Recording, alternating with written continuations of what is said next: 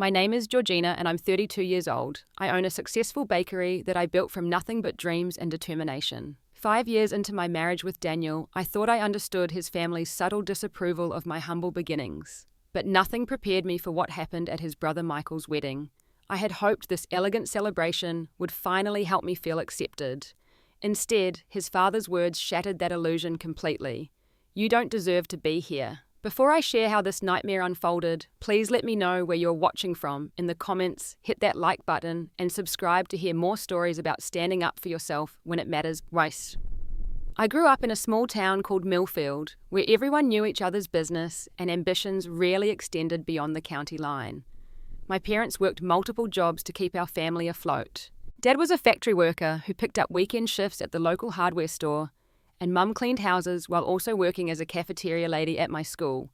We never had much, but they taught me the value of hard work and integrity. By 18, I knew I wanted more than Millfield could offer. My passion for baking started in our tiny kitchen where Mum taught me to make pies from scratch. While other kids got store-bought birthday cakes, Mum and I created homemade masterpieces that made up for our lack of fancy gifts. Those early baking sessions planted a seed that would eventually grow into my life's work. After high school, I worked 3 jobs to put myself through culinary school, focusing on pastry arts. Those years were exhausting but fulfilling. I slept maybe 4 hours a night, studied until my eyes burned, and practiced new techniques whenever I could steal a moment. By 24, I had saved enough to rent a tiny storefront on the unfashionable side of Burlington. Thus, Sweet Creations by Georgina was born. The first year was brutal. I did everything myself, from baking to cleaning to bookkeeping. Some days I'd make just enough to cover utilities, but word gradually spread about my custom cakes and unique flavor combinations. By year 3, I had 2 employees and a steady stream of orders. When a local magazine featured my wedding cakes business exploded. I expanded to a larger location and hired more staff. By 28, I was finally what you might call successful, though I still worked alongside my team, daily hands covered in flour and frosting. That's when Daniel walked into my life. He came to order a birthday cake for his mother's 60th birthday. In his perfectly tailored suit and Italian leather shoes, he looked completely out of place in my colourful flour-dusted shop. But there was something genuine about his smile that caught me off guard. Daniel was a corporate attorney from one of the oldest families in the state. Our worlds couldn't have been more different. He grew up in a mansion with staff-attended private schools and vacationed in places I'd only seen in magazines.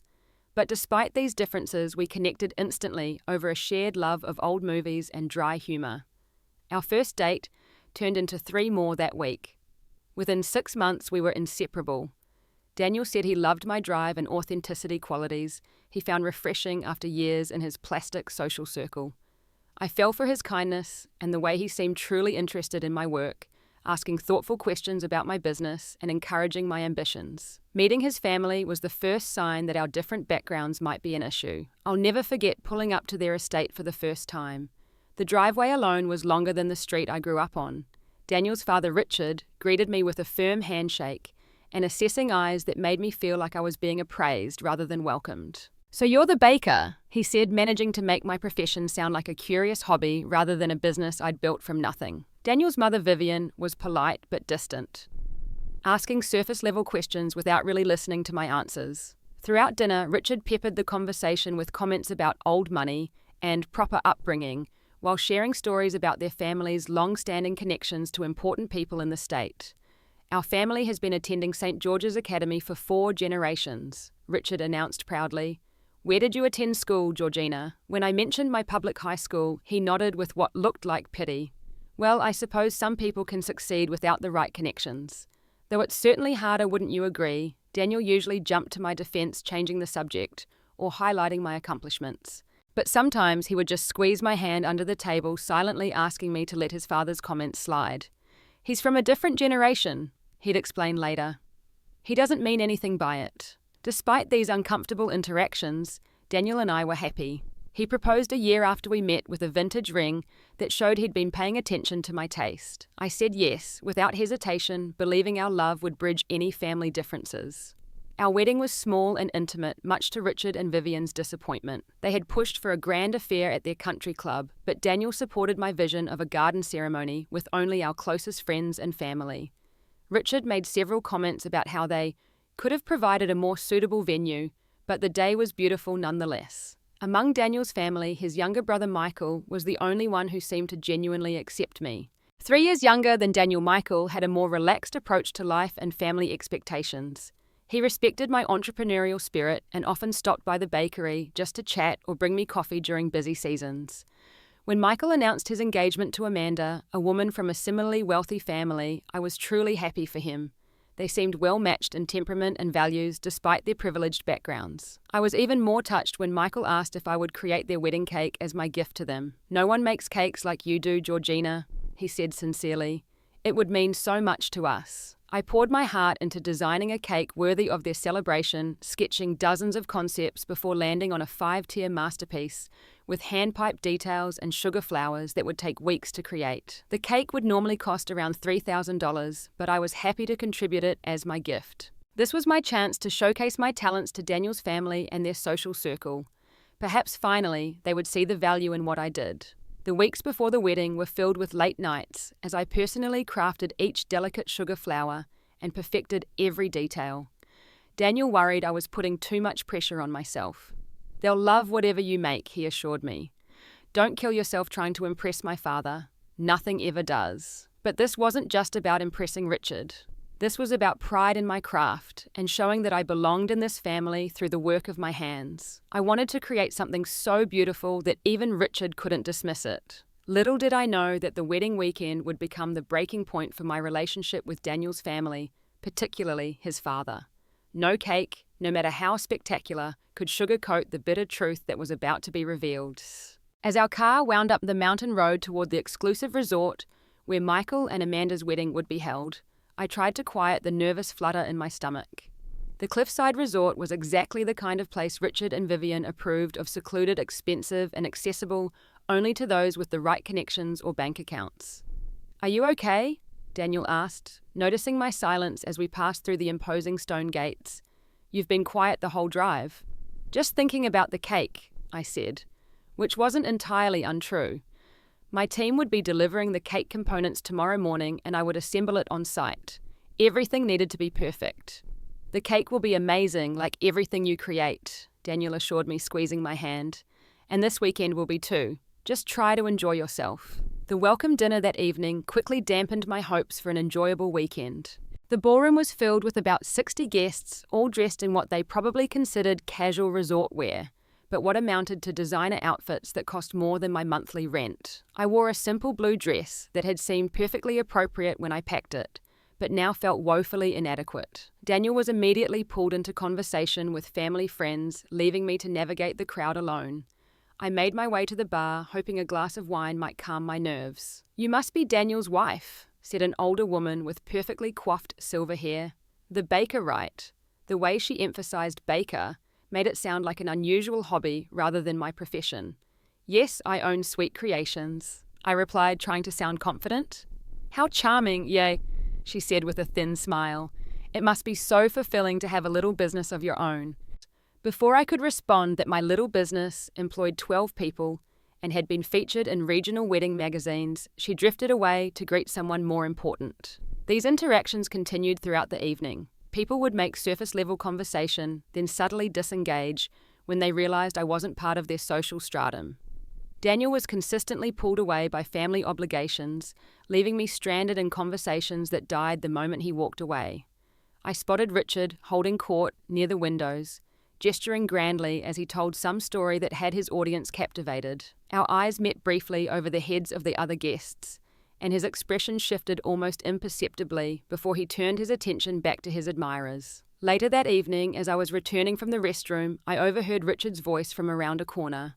"I still don't understand what Daniel sees in her," he was saying in a low tone. "She's pleasant enough, I suppose, but hardly the kind of woman I envisioned for my son. No family connections, no real education to speak of." "She seems to make him happy, Richard," came Vivian's placating voice, "and her business is apparently doing well." "Baking cakes is hardly a respectable career," Richard scoffed.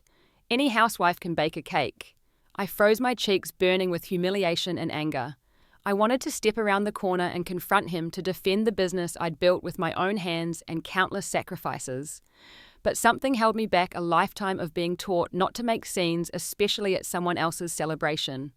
The next morning, I threw myself into helping with the wedding preparations, partly to feel useful and partly to avoid more uncomfortable social interactions. I supervised the delivery of my cake components and began the meticulous process of assembly in the resort's kitchen. Amanda stopped by while I was working, her face lighting up when she saw the partially assembled cake. "Georgina, it's absolutely stunning," she gushed, genuinely impressed. "Those flowers look so real. How do you even make something like that?" I explained the process of creating sugar flowers, warming to her obvious appreciation. Amanda might come from money, but she seemed to lack the condescension that characterized so many of Daniel's family's interactions with me. "Michael was right about your talent," she said. "We're so lucky to have this as our cake." Her words were a balm to my spirit after the previous evening's overheard conversation. At least the bride appreciated my contribution. Richard stopped by later as I was adding the final tier. He stood silently watching for a moment before speaking. "Quite elaborate, isn't it?" he said, his tone suggesting it was perhaps unnecessarily so. "I suppose this is what passes for high-end these days." I took a deep breath before responding. This design is actually inspired by classical European techniques combined with modern structural elements. I tried to keep my voice professional despite my rising irritation. Richard made a non-committal sound. "Well, it's very nice that you could contribute something to the wedding. Given the cost of everything else, I'm sure Michael and Amanda appreciate the gesture." The way he emphasized gesture made it clear he considered my $3,000 cake a minor contribution compared to what he was spending on the rest of the wedding. I bit my tongue, reminding myself this weekend wasn't about me or my relationship with Richard. That night, back in our resort room, I finally vented my frustrations to Daniel. "Your father acts like my cake is some amateur project, not a professional creation that would cost thousands if they'd commissioned it from someone else," I said, pacing the room. Daniel sighed, loosening his tie. "That's just how he is, Georgina. He doesn't understand creative work. In his world, if you're not a doctor, lawyer, or running a Fortune 500 company, you're just playing at having a career." "That doesn't make it okay," I insisted. "He consistently undermines me and my business. And you let him." Daniel looked startled. "What am I supposed to do? Create a scene at my brother's wedding? You could stand up for me for starters, tell him that my work has value, that I have value." Daniel crossed the room and took my hands. "You know, I think you're amazing. Your work is incredible. But fighting with my father won't change his mind. It'll just make this weekend miserable for everyone." "It's already miserable for me," I said quietly. Daniel pulled me into a hug. "I promise I'll stay by your side tomorrow. We'll get through this together, and then we can go home and forget all about it." I nodded against his chest, wanting to believe him. But a part of me wondered if Daniel would ever truly stand up to his father, or if I was doomed to a lifetime of swallowing my pride at family gatherings. The morning of the wedding dawned bright and clear. From our room's window, I could see resort staff arranging chairs on the cliffside lawn where the ceremony would take place. The view was spectacular mountains stretching out in every direction under a perfect blue sky. I took extra care with my appearance that day, choosing a dusty rose dress that I'd splurged on specifically for the occasion. My hair was swept up in an elegant updo, and I applied my makeup with precision, hoping to look polished enough to blend in with the wealthy crowd. "You look beautiful," Daniel said, adjusting his bow tie in the mirror. His phone buzzed and he glanced at it with a frown. "Michael needs me for some last-minute groomsman thing. Will you be okay heading down to the pre-ceremony gathering by yourself? I'll meet you there as soon as I can." So much for his promise to stay by my side. "Sure," I said, trying to hide my disappointment. "Go help your brother." Daniel kissed my cheek. "You're the best. I'll find you as soon as I can." After he left, I took a few more minutes to gather my courage before heading down to the resort's grand terrace, where guests were gathering before the ceremony. The space was already crowded with elegantly dressed people sipping champagne and chattering excitedly. I accepted a glass of champagne from a passing server and tried to look comfortable standing alone. A few people nodded in my direction, but no one approached me. I spotted Richard and Vivian surrounded by friends, looking every inch the proud parents of the groom.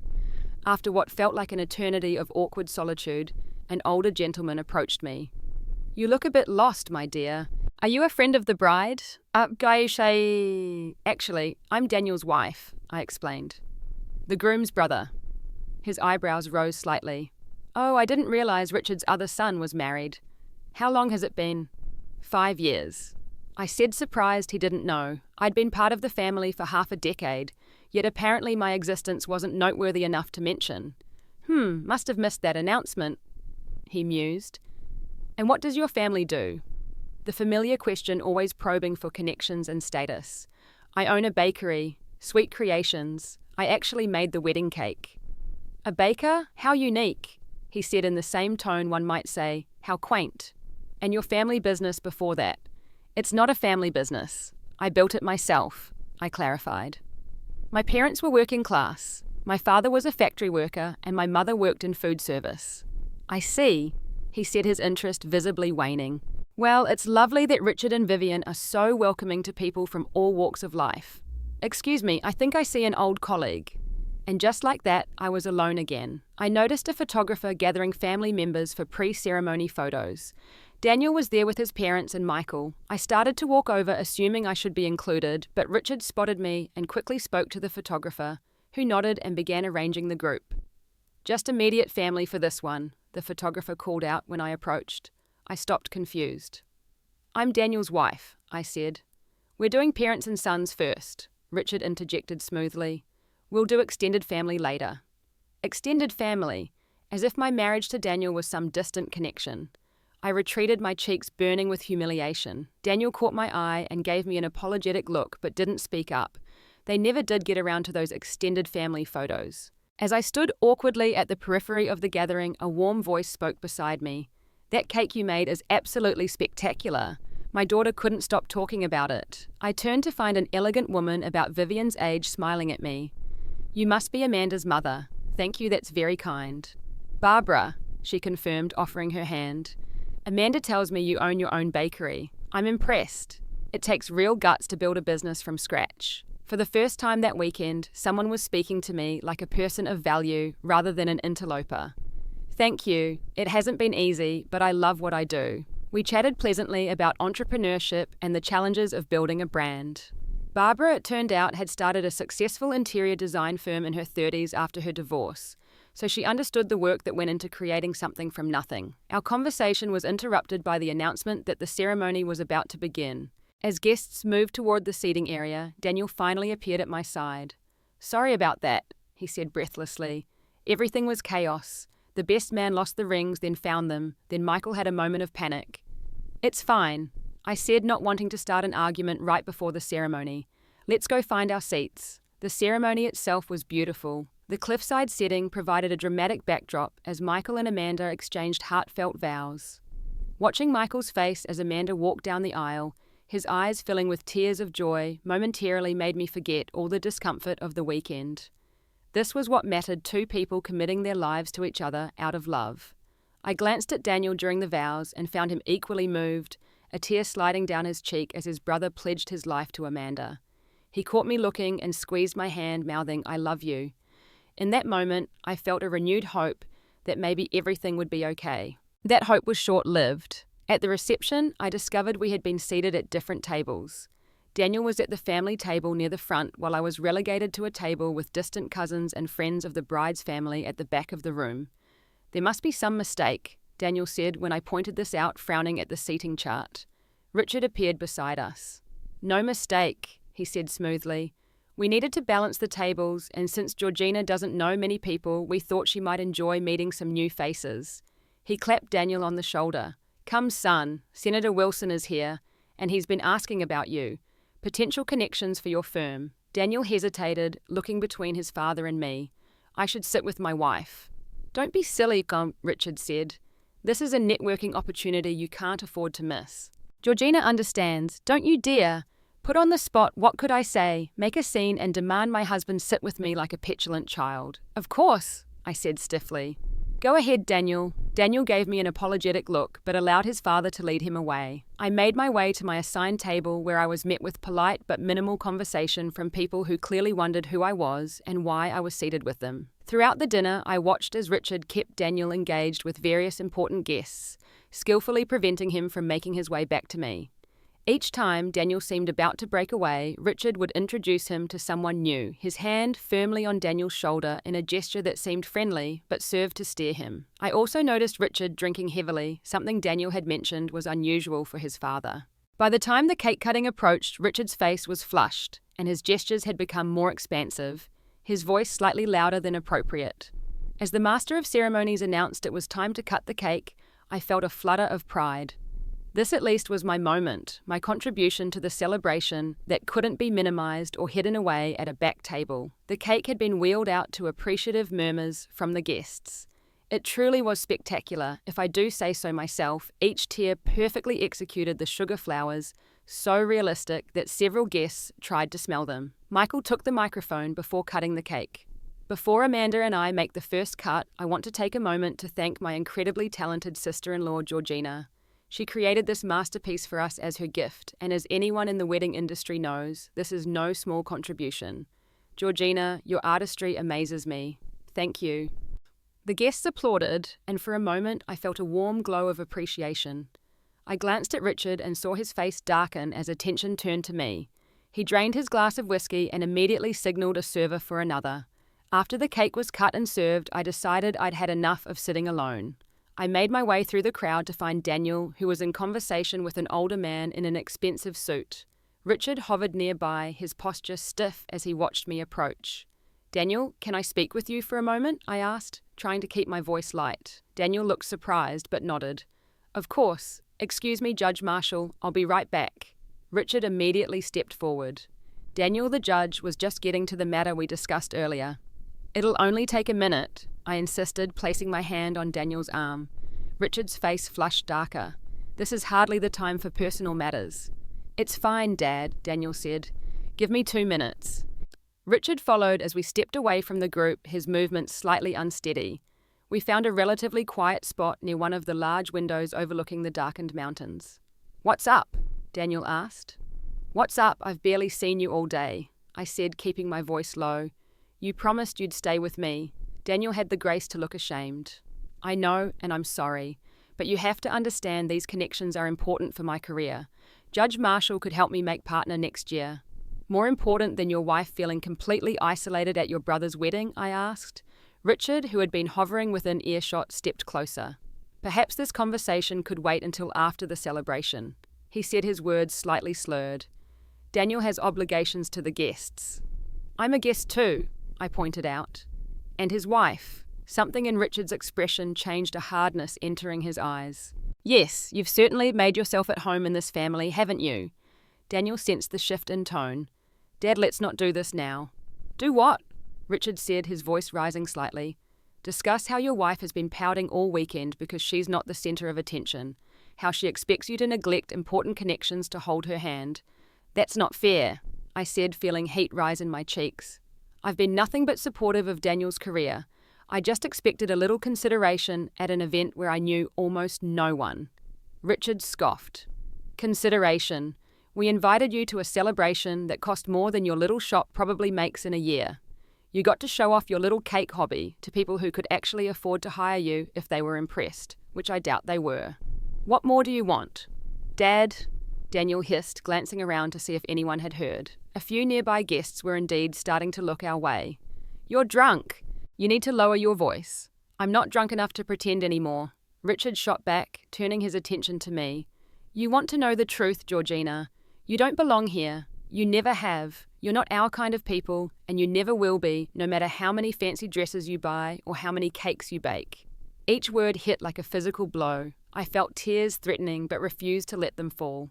"I've done nothing but try to fit in with your family, despite how you've treated me from day one." "Fit in?" Richard laughed harshly, like a circus pony trying to be a thoroughbred. "It's embarrassing watching you try to navigate conversations about topics you couldn't possibly understand. Art, politics, proper society. Did you really think baking a cake would make you one of us?" More guests were turning, now conversations dying as they noticed the confrontation. Daniel placed a hand on his father's arm. "That's enough. You're making a scene." Richard shook him off. "I'm just saying what everyone's been thinking for 5 years. She trapped you, son. Saw a meal ticket and latched on." "That's absurd," I gasped. "I built my business myself. I've never taken a penny from Daniel." "Please," Richard sneered. "A bakery. Do you know how ridiculous that sounds? My son married a baker. Not even a real chef, just someone who makes birthday cakes for children's parties." The tears I'd been fighting spilled over. My business is successful. I employ 12 people. I've been featured in magazines. Local magazines, Richard corrected with a dismissive wave. Hardly the New Yorker. I looked to Daniel desperately, hoping he would defend me, defend the life we'd built together. He looked pained, glancing between his father and the staring guests. Let's just take a breath, Daniel said quietly. We've all had a lot to drink. Let's not ruin Michael's day. That was it. No defense of me or my work. No standing up to his father's cruel words. Just a plea to sweep it under the rug for appearance's sake. Richard wasn't finished. And let's not pretend that cake was a gift, he said, making air quotes. More like free advertising. Though given what we've paid for this weekend, I suppose we've paid plenty for your presents too. Something inside me snapped. You think I needed your money? That cake would have cost $3,000 if they'd hired me professionally. It took weeks of work, but I did it out of love for Michael and Amanda, not for your approval, which clearly I'm never going to get. I turned to Daniel, my voice shaking. And you, 5 years of marriage, and you still can't stand up to him. Still can't tell him that I'm your choice, your wife and I deserve respect. Daniel reached for my hand. Georgina, please. Let's just get through today. We can talk about this at home. That was the final straw. Get through today. Like it's some ordeal to be endured. This is your brother's wedding, and all you and your father can think about is networking and appearances. I stepped back suddenly, seeing everything with painful clarity. I'm done. I'm not sitting at that back table for another minute, pretending I don't notice how your family treats me. I'm leaving. Richard scoffed. Dramatic as usual. I turned to him, newfound strength in my voice despite my tears. You're right about one thing, Richard. I don't belong here. Not because I'm not good enough, but because I refuse to be part of a family that values status over kindness, appearances over authenticity. And for the record, I won't be contributing another cent to this wedding. You'll be receiving an invoice for the cake. With that, I turned and walked away, aware of the stunned silence behind me and the burning gazes of the wedding guests. My face was wet with tears, but my back was straight as I marched out of the reception hall, leaving behind the family that had never truly accepted me. I rushed through the resort's elegant hallways, barely registering the concerned looks from staff members as I passed. My only thought was to get away, to escape the humiliation and hurt that threatened to consume me. I made a quick detour to our room to grab my purse and overnight bag, not bothering to pack neatly. I could send for the rest of my things later. As I was shoving toiletries into my bag, there was a soft knock at the door. My heart jumped, thinking it might be Daniel coming to apologize, to finally stand up for me. But when I opened it, Amanda stood there in her wedding gown, looking distressed. Georgina, please don't go, she said, reaching for my hand. Richard was completely out of line. No one thinks what he said is okay. I pulled away gently. That's kind of you, especially on your wedding day. But it's not just about what he said tonight. It's 5 years of subtle and not so subtle put-downs. And it's about Daniel letting it happen. He's upset too, Amanda offered. He's arguing with Richard right now. Too little, too late. He should have done that years ago. He should have done it the first time his father made me feel less than. But he didn't, and he won't, because deep down, maybe he agrees. Amanda shook her head. I don't think that's true. I've seen how he looks at you. Love isn't enough if it doesn't come with respect and loyalty, I said, zipping my bag closed. I'm sorry to disrupt your wedding. The cake really was my gift to you and Michael. You've both always been kind to me. At least stay the night, Amanda pleaded. Don't drive when you're upset. I can't stay here another minute, I said. But I'll be careful. Congratulations on your marriage. I hope it's everything you deserve. I gave her a quick hug and slipped past her into the hallway. As I headed toward the elevator, I saw Michael coming the other way. His face was tight with anger, but it softened when he saw me. Georgina, wait, he called. I paused, my hand clutching my bag. I'm sorry, Michael. I can't stay. He reached me and surprised me by pulling me into a hug. You have nothing to apologize for. My father was completely out of line. I've never been so ashamed. I pulled back, wiping fresh tears. Thank you for saying that, but this isn't just about tonight. Michael nodded grimly. I know, Dad's treatment of you has been inexcusable from the beginning. And Daniel... He trailed off, looking troubled. Exactly, I said quietly. And Daniel... Where will you go? He asked. I don't know yet. A hotel somewhere. I just need to get away from here. Michael looked like he wanted to say more, but the elevator arrived. Please text me when you're somewhere safe, he said as I stepped in. I will, I promised as the doors closed between us. I managed to make it to my car without encountering anyone else. As I threw my bag in the back seat and slid behind the wheel, the emotions I'd been holding back crashed over me. I gripped the steering wheel and sobbed great heaving cries that seemed to come from the deepest part of me. After several minutes, I pulled myself together enough to drive. I couldn't stay in the resort parking lot where anyone, including Daniel or Richard, might find me. I pulled out onto the winding mountain road, driving slowly and carefully despite my emotional state. I drove for about 30 miles before spotting a decent-looking hotel just off the highway. It wasn't luxury like the resort, but it was clean and anonymous, which was exactly what I needed. The desk clerk gave me a concerned look, likely noticing my red eyes and formal attire, but didn't comment as she handed over a key card. In my room, I changed out of my carefully chosen dress and scrubbed the makeup from my face. My phone had been buzzing constantly in my purse. I finally looked at it to find multiple missed calls and texts from Daniel. "Where are you? Please come back." Dad was drunk. He didn't mean it. "Let's not make a scene. We can talk about this tomorrow. At least let me know you're safe." The last one made me angry enough to respond. "I'm safe. Don't contact me again tonight." I turned off my phone after that, not wanting to deal with any more messages or calls. I sat on the edge of the bed, the events of the evening playing on repeat in my mind. "You don't deserve to be here." The words echoed painfully. For 5 years, I'd tried to earn my place in Daniel's family, to prove my worth despite my background. I'd swallowed countless subtle insults, endured being treated as less than all because I loved Daniel, and believed that eventually they would see me for who I really was. But tonight had made it crystal clear they never would. And worse, Daniel wouldn't stand up for me when it mattered most. "Let's just get through today," he'd said as if my humiliation was an inconvenience to be endured, rather than a wound that needed healing. I barely slept that night, tossing and turning as I replayed, not just the events of the wedding, but countless other moments from the past 5 years. The Christmas gatherings, where Richard had given everyone else thoughtful gifts, while I received generic department store items. The family vacations where I was excluded from planning but expected to attend. The way Vivian would compliment my quaint little shop with thinly veiled condescension. And Daniel's response to it all, always placating, always asking me to understand, to be patient, to not make waves. "That's just how they are," he'd say, as if their behaviour was immutable beyond questioning or change. By morning, I had clarity I'd been lacking for years. I turned my phone back on to find even more messages from Daniel, increasingly frantic. "Please call me. I'm worried sick. I've been driving around looking for you. I'm sorry about what happened. Dad was way out of line. The last one had come just an hour ago. I'm coming to find you. This is ridiculous." I texted back, "I'm at the Highway Inn, room 214. Then I sat and waited. I didn't have to wait long. 20 minutes later, there was a knock at my door. Daniel stood there still in his rumpled tuxedo pants and shirt, his bow tie undone and hanging around his neck. He looked like he hadn't slept either. "Thank God," he said, stepping forward to embrace me. I stepped back, maintaining distance. His face fell. "Georgina, please. Let's talk about this." I let him in and closed the door. "I'm listening." Daniel ran a hand through his disheveled hair. "Dad was completely out of line last night. He was drunk and upset about something completely unrelated, and he took it out on you. He feels terrible this morning.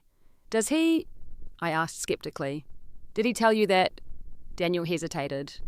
"Well, no. He's still sleeping, but I know he'll regret what he said when he sobers up." "No, he won't," I said quietly.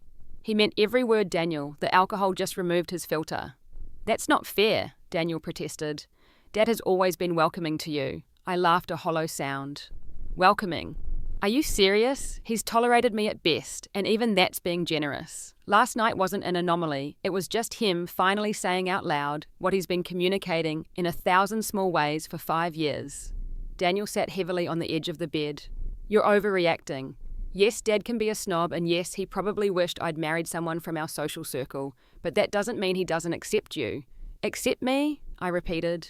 "He seated me at the back of the room away from my husband at your brother's wedding. He excluded me from family photos. He told me to my face that I don't belong in your family. What part of that sounds like acceptance to you?" Daniel had no answer for that. After a moment, he tried a different approach. "Look, I know Dad can be difficult, but he's my father. Family is complicated. Can't we just move past this?"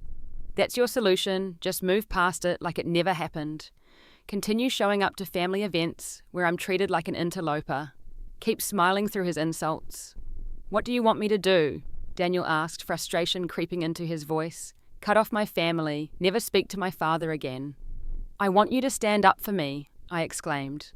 I want you to tell your father that his treatment of me is unacceptable, that if he can't respect your wife, then he's the one who doesn't deserve to be in our lives. I want you to put our marriage first before family obligation, before appearances, before your precious networking opportunities. Daniel looked stunned. That's not fair. I've always supported you. No, you haven't, I said, the painful truth finally crystallizing. You've tolerated me being disrespected. You've made excuses for inexcusable behavior.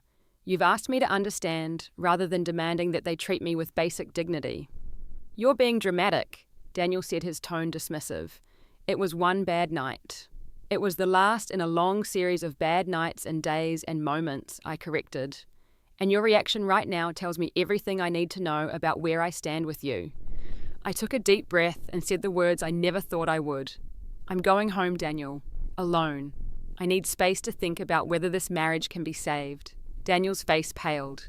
You can't be serious. You're talking about ending our marriage over one fight with my father. No, I said sadly. I'm talking about re-evaluating a marriage where my husband won't stand up for me, where I've been made to feel less than for 5 years, where I'm expected to accept disrespect as the price of admission to your family. Daniel stood, anger replacing shock. So that's it. You're just walking away after everything we've built together. What have we built, Daniel? A marriage where I constantly have to prove my worth, where your family's approval matters more than my dignity, where I'm expected to smile through insults for the sake of keeping the peace. He had no answer. After a long moment, he said, So what now? Now I'm going to drive home, pack some essentials, and stay with my sister for a while. I need time to think clearly away from you and your family's influence. And what am I supposed to tell everyone? The wedding brunch is in 2 hours. Even now he was thinking about appearances. Tell them whatever you want. Tell them I was feeling unwell. Tell them the truth. I don't care anymore. Daniel looked at me like I was a stranger. I never thought you'd be the kind of person to walk out when things get tough. That made me laugh, a genuine laugh of disbelief. Things have been tough for 5 years, Daniel. I've stayed and tried and compromised and swallowed my pride time after time. This isn't walking out when things get tough. This is finally having enough self-respect to say I deserve better.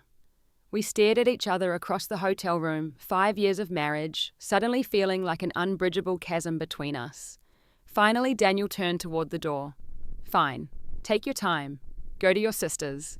When you're ready to be reasonable, you know where to find me. He left without another word, the door closing with a decisive click behind him. I sat down on the bed, expecting to cry again, but found my eyes dry. All I felt was a strange, calm certainty that I had made the right decision.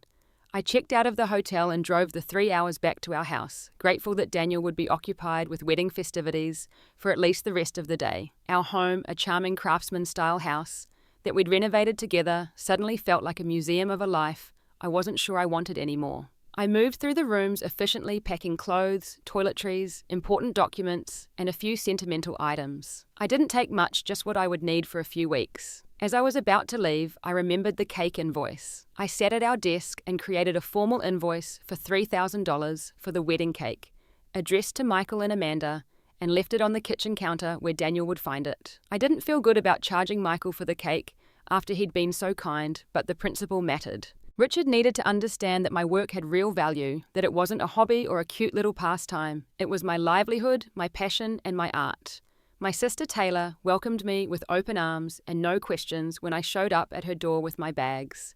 Stay as long as you need, she said, hugging me tightly. The guest room is all yours. That night, as I lay in her spare bedroom staring at the ceiling, my phone buzzed with a text from Michael. Just so you know, I paid your invoice immediately. Your work is worth every penny and more. I'm so sorry about what happened. His kindness made me cry for the first time since leaving the hotel that morning. At least someone in Daniel's family saw my worth. The following week was a blur of activity as I threw myself into work at the bakery, grateful for the distraction. Daniel called and texted constantly, at first his messages evolving from anger to confusion to pleading. You're being childish. Come home so we can talk about this like adults. I don't understand how you could throw away 5 years over one bad night. Please come home. I miss you. We can work this out. I responded only to let him know I was safe and still needed space. His family's reaction was exactly what I expected. Vivian called once, leaving a stiff voicemail about how family disagreements should stay private, and how my theatrical exit had cast a shadow over Michael's special day. Richard predictably never contacted me directly. But according to my assistant, who had heard it from a client with connections to their social circle, he was telling people I had had some sort of breakdown, and that Daniel was being very patient during this difficult time. The final straw came about a week after the wedding when I received a text from Daniel that made my blood boil. Dad wants to know if you're planning to make this public spectacle of yours permanent, or if you'll be returning to your senses soon. His words, not mine. The fact that Daniel would even relay such a message told me everything I needed to know. I called him immediately. So I'm a public spectacle now, I said when he answered. And returning to my marriage would be returning to my senses. Those were Dad's words, Daniel said quickly. I told you that, yet you chose to pass them along instead of telling your father to respect your wife. I thought you should know what he was saying, Daniel defended. No, you thought you could pressure me by showing me how your family is talking about me. Well, guess what? I don't care anymore. I don't care what Richard thinks or says, and I'm starting to care less and less what you think too. There was a long pause before Daniel spoke again, his voice tight. What are you saying? I'm saying I'm done, Daniel. I've spent the last week thinking about our marriage, about who we are together and apart, and I've realized something important. I deserve someone who's proud of me, who values my work, who puts me first. And that's not you. That's not fair, Daniel protested. I've always been proud of you. Not enough to stand up to your father, not enough to choose me over appearances. So that's it. You're ending our marriage because I wouldn't cause a scene at my brother's wedding. I'm ending our marriage because I finally see it clearly. We want different things. You want a wife who will fit into your world, who will smile through insults and diminishment for the sake of family harmony. I want a partner who sees my value and demands others see it too. Georgina, please. Daniel's voice cracked. We can fix this. I'll talk to Dad. I'll make him apologize. It's too late for that, I said gently. This isn't just about your father anymore. It's about us, about who we are together. And I don't like who I become when I'm with you, always seeking approval. I'm never going to get always feeling less than. I never made you feel less than, Daniel insisted. Not intentionally, no, but by allowing your family to treat me that way, you might as well have. I'll be filing for divorce, Daniel. I think it's best if we communicate through lawyers from now on. I hung up before he could respond, before his pleas could weaken my resolve. Then I called a divorce attorney my sister had recommended and made an appointment for the following day. The invoice for the cake was paid promptly, as Michael had said, but the real price of that wedding weekend was much higher, the cost measured not in dollars, but in shattered illusions, and a marriage that couldn't survive the harsh light of truth. 3 months passed like a strange dream. I moved from my sister's guest room into a small but charming apartment above a bookstore downtown.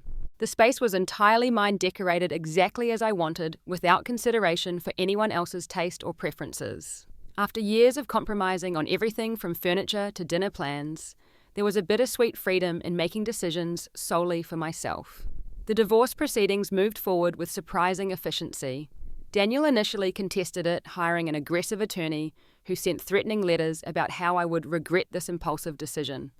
But when I remained firm, something in Daniel seemed to shift. During our one required mediation session, he finally looked me in the eye and said, "I failed you, didn't I?" I hadn't expected that moment of clarity from him. "We failed each other," I said more gently than I had spoken to him in months. "We wanted different things all along, but neither of us was brave enough to admit it." "I did love you," he said quietly. "I still do." "I know," I replied, "but love without respect and loyalty isn't enough." After that, he agreed to an equitable division of our assets. I kept my business, of course, and he kept the house, buying out my portion of the equity. We had no children to consider, which simplified matters considerably. By the end of the 3rd month, we were legally separated, with the divorce set to be finalized in another 3 months. I threw myself into my work with renewed passion. Sweet Creations had always been my sanctuary, but now it became my salvation as well. I created new designs, experimented with flavors I'd always wanted to try, and even started teaching small classes on cake decorating, something I'd been too busy for during my marriage. To my surprise, business actually increased following my divorce. Perhaps it was the extra time and creativity I was pouring into my work, or perhaps it was just coincidence, but we were suddenly booking more weddings and special events than ever before. "We need to expand," my assistant Jordan said one afternoon as we reviewed our calendar. "We're turning away too many orders. And honestly, you look happier than I've seen you in years." I realized she was right on both counts. The next week, I signed a lease on a second location across town, a risk I had wanted to take for years, but that Daniel had always cautioned against. "The economy is too uncertain," he would say. "What if it fails?" Now I embraced that uncertainty with both arms. Yes, it might fail, but it might also succeed brilliantly. Either way, the decision was mine alone. I was in the middle of planning the new location's layout when the bell above the shop door jingled. I looked up expecting a customer and was startled to see Michael and Amanda standing there looking slightly uncomfortable. "Michael," I said, setting down my pencil. "Amanda, this is a surprise." "We should have called first," Amanda said, glancing at Michael. "No, it's fine," I assured them, gesturing to the small table in the corner of the shop. "Please sit. Can I get you anything? Coffee? Something sweet?" "We're good," Michael said as they settled into the chairs. We wanted to see you." I joined them at the table, curious about this unexpected visit. "How was the honeymoon?" "Beautiful," Amanda said with a genuine smile. The Maldives were everything people say they are. An awkward silence fell. Finally, Michael cleared his throat. "Georgina, we came to apologize. What happened at our wedding was inexcusable." "You have nothing to apologize for," I said quickly. "Neither of you was responsible for Richard's behavior." "Maybe not directly," Michael conceded. "But we should have done more. I should have confronted Dad years ago about how he treated you. I saw it happening and said nothing because it was easier not to rock the boat." "We all made that choice," I said softly. "Including me. Including Daniel." "How are you doing, really?" Amanda asked, reaching across the table to touch my hand. I considered the question seriously. Better than I expected, actually. Rebuilding my life has been challenging but also freeing in ways I never anticipated. "The divorce is really happening then?" Michael asked. "Daniel still thinks you might change your mind." I shook my head. "My mind is made up. We want different things from life, from partnership. It took me too long to see that clearly." Michael nodded, looking sad but understanding. "For what it's worth, Dad's behavior that night has had consequences. The family is divided. Some relatives think he was completely out of line. Others think you overreacted. Sunday dinners have become a battleground." That surprised me. I had assumed the family would close ranks around Richard the patriarch. "I'm sorry to hear that. Despite everything, I never wanted to cause division in your family." "You didn't cause it," Amanda said firmly. "Richard's behavior did, and maybe it was overdue.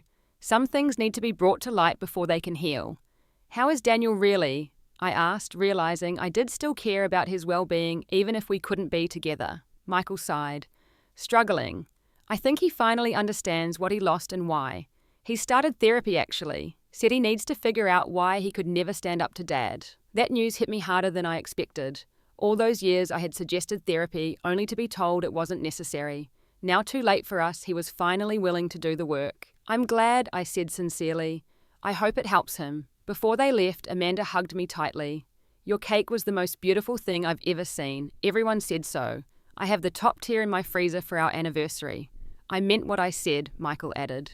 "Your work is worth every penny and more. We're lucky to have had it at our wedding despite everything else that happened." Their visit left me with mixed emotions, a bittersweet reminder of the connections I had lost along with my marriage. But it also provided an unexpected sense of closure. Richard's behavior had not been universally accepted or excused as I had feared. Perhaps there was some justice in that. The weeks continued to pass. I hired staff for the new location, developed new recipes, and even started dating casually, more to remind myself that I could, than out of any real desire for a new relationship. My therapist, whom I had started seeing shortly after moving out, assured me this was normal and healthy. "You're rebuilding your identity separate from your marriage," she explained. "That takes time and experimentation. There's no rush." One rainy Tuesday afternoon, I was leaving a meeting with my accountant when I literally bumped into Daniel on the sidewalk. We both froze, startled by the unexpected encounter. "Georgina," he said, recovering first. "You look well." "I say." He did too, I had to admit. There was a clarity in his eyes that had been missing for a long time. "Thank you. So do you." We stood awkwardly in the drizzle, pedestrians flowing around us like a river around two stubborn stones. "I've been wanting to call you," Daniel finally said, "but I've been respecting your wish to communicate through the lawyers." "I appreciate that," I said. Then, surprising myself, I added, "Would you like to get a coffee, just to talk?" We found a quiet cafe nearby and settled into a booth with our drinks. Daniel stirred his coffee absently, clearly organizing his thoughts. "I owe you an apology," he began. "A real one, not the half-hearted ones I offered after the wedding. I failed you as a husband. I should have stood up to my father years ago the first time he disrespected you." "Why didn't you?" I asked the question that had haunted me for months. Daniel sighed. "I've been asking myself that same question in therapy. The easy answer is that I was conditioned from childhood to never challenge my father. The real answer is more complicated. Part of me was afraid of losing his approval. Part of me was afraid of losing the connections and advantages his influence provided. And the hardest part to admit is that somewhere deep down I had internalized some of his elitist attitudes. His honesty was both painful and refreshing. "Thank you for being truthful." "I'm trying to be," he said. "The therapist says I spent too many years avoiding difficult truths. It's time to face them." He looked up from his coffee, meeting my eyes directly, "Including the truth that I didn't deserve you. You were right to leave." I hadn't expected those words. In all my imagined conversations with Daniel, he had never fully conceded that our separation was justified. "I didn't leave to punish you," I said softly. "I left because I finally realized I deserved better than what our marriage had become." "You absolutely did," Daniel agreed. "You deserved a partner who was proud to stand beside you, who valued your work and your character above all else. I thought I was that person, but when it really mattered, I failed." We talked for nearly 2 hours, the most honest conversation we'd had in years, possibly ever.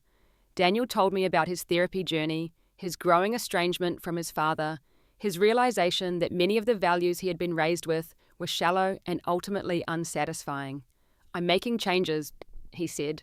"Real ones. I left the firm last month." That shocked me. Daniel had been on track for partnership at one of the most prestigious law firms in the city. "What are you doing now?" "I joined a non-profit legal advocacy group," he said, a genuine smile lighting his face. "The pay is about a third of what I was making, but the work matters.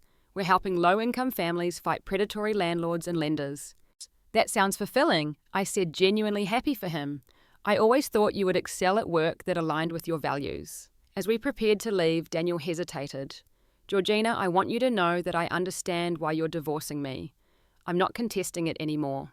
You deserve the chance to find someone who will love and respect you properly from the beginning, not someone who had to lose you to learn how." His words touched me, but I felt nothing beyond a gentle compassion for the man I had once loved so desperately. Whatever we had shared was truly transformed into something else, something that might eventually become a kind of friendship, but would never again be romance. "Thank you, Daniel," I said simply. "I wish you well in your new path." As I walked back to my shop, I realized I felt lighter than I had in months. That chance encounter had given me something I hadn't known I needed, a confirmation that I had made the right choice, not just for myself, but for Daniel too. We had both been trapped in patterns that limited our growth. Breaking free, painful as it was, had allowed us both to evolve. Back in my apartment that evening, I sat on my small balcony, watching the city lights come on as dusk gathered. I thought about everything that had happened since that fateful wedding, the tears and legal meetings, the lonely nights and busy days, the slow rebuilding of my life on my own terms. Richard's cruel words, "You don't deserve to be here," had wounded me deeply at the time. But in a strange way, they had also set me free. They had forced me to confront the truth I had been avoiding for years, that I was trying to belong in a place where I would never be fully accepted or valued. The irony was that Richard had been right, though not in the way he intended. I didn't deserve to be there, subjected to his condescension and judgment. I didn't deserve to be in a marriage where my husband wouldn't stand up for me. I didn't deserve to spend my life seeking approval from people who would never give it freely. What I deserved was so much more a life built on genuine respect and love work that fulfilled me, relationships that nourished rather than diminished me. And that was exactly what I was creating for myself now, one day, one choice, one cake at a time. As I sit here in my new office overlooking the bustling street below, I can hardly believe it's been a full year since that fateful wedding weekend. My second bakery location has exceeded all expectations, allowing me to hire 5 more employees and even consider a third location in the neighboring town.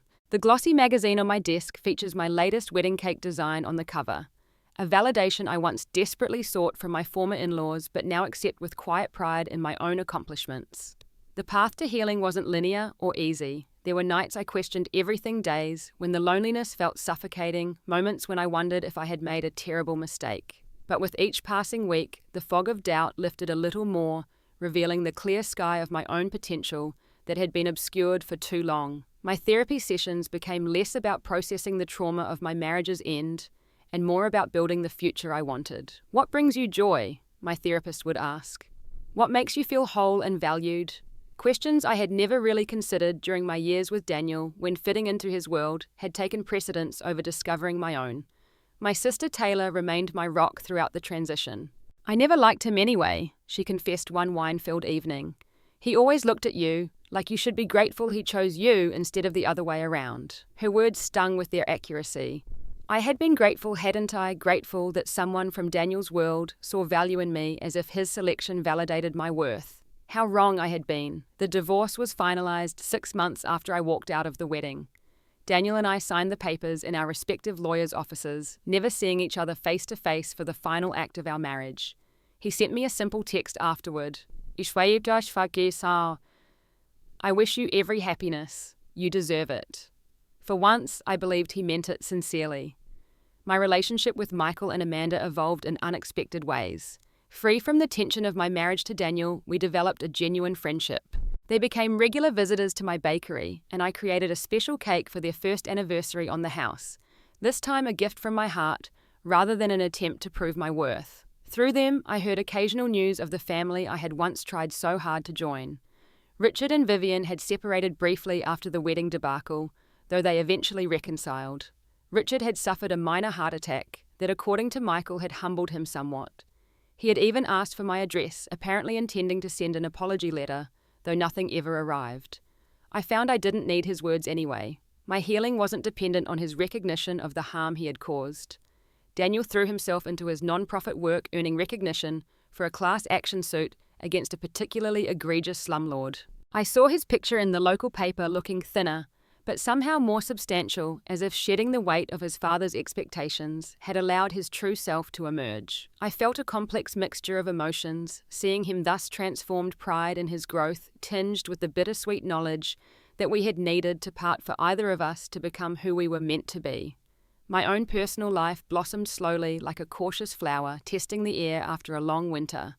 I made new friends through a business owner's network, people who appreciated my drive and creativity rather than viewing it as an amusing hobby. I dated occasionally, learning to recognize the warning signs of men who, like Daniel, might admire me, but would never truly stand beside me as an equal. 6 months ago, I met Marcus at a charity auction where I had donated a custom cake experience. A pediatric surgeon with kind eyes and a genuine interest in my work, he asked thoughtful questions about my techniques and business model. On our third date, he brought me a book on the history of French pastry he had specially ordered. "I thought you might find it interesting," he said simply, no grand gesture, just a sincere desire to connect with my passion. We're taking things slowly, both of us carrying lessons from past relationships. But there's something refreshingly honest in the way he introduces me to colleagues as Georgina, the amazing baker who creates edible art. His voice filled with unfeigned admiration. When I recently won a regional baking competition, he sent a massive bouquet to my shop with a note reading simply, "Congratulations on the recognition you've always deserved." The contrast with my former life sometimes takes my breath away. I never realized how much energy I had expended trying to prove my worth to Daniel's family, how that constant striving had dimmed my own light. Now surrounded by people who value me for exactly who I am, I find myself shining brighter than I ever thought possible. Perhaps the most unexpected development came 3 weeks ago when I received a letter from a prestigious culinary institute offering me a position as a guest instructor for their advanced pastry program. "Your innovative techniques and business acumen represent exactly what we hope to instill in our students," the letter read. Me teaching at the very institution I had once dreamed of attending but couldn't afford. Life's circle sometimes completes itself in the most surprising ways. As I reflect on the journey that brought me here, I realized that Richard's cruel words at the wedding were actually a gift in disguise. "You don't deserve to be here" became the catalyst for discovering where I truly did deserve to be, in a life of my own creation, surrounded by genuine respect and appreciation. Walking away from that toxic situation and refusing to contribute another cent to a family that devalued me wasn't just an act of self-preservation, it was a declaration of self-worth. It was me finally saying, "You're right. I don't deserve to be here. I deserve better." And better is exactly what I built for myself, one brave decision at a time. So if you're facing a similar crossroads, wondering whether to stay in a situation where you're undervalued or to step into the unknown and demand more for yourself, let me encourage you, your worth isn't determined by someone else's assessment. Sometimes walking away isn't giving up, it's simply refusing to give any more of yourself to those who don't treasure the gift. Have you ever had to walk away from a situation where you weren't valued? What gave you the courage to leave? Share your story in the comments below. And if you found value in my journey, please like, subscribe, and share this video with someone who might need to hear that they deserve better too. Thank you for listening, and remember, the most beautiful creations often emerge from the moments when we finally choose ourselves.